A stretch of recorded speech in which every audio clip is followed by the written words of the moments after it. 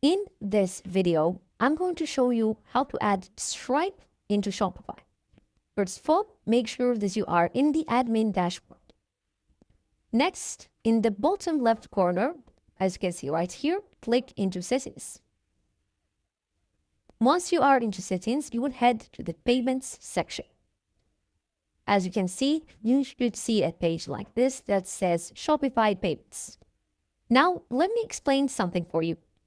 If you don't see Stripe on the list of payment providers, then please note that it's because Shopify payments are now powered by Stripe.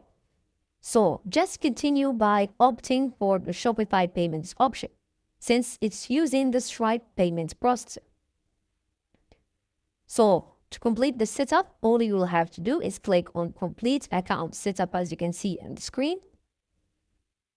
Once you have done that, you will have to verify your email address and you will have to submit some information about the business.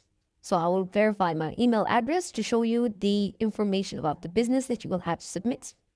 So once you have verified your email address, click on Submit Details, as you can see right now, and you should be redirected to this page.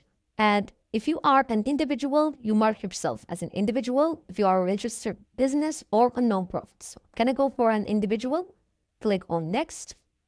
And right here, you will have some basic information. As you can see, first name, last name, and the phone number and the address. Once you have filled out those information, click on the category for your industry. I'm just going to choose something random.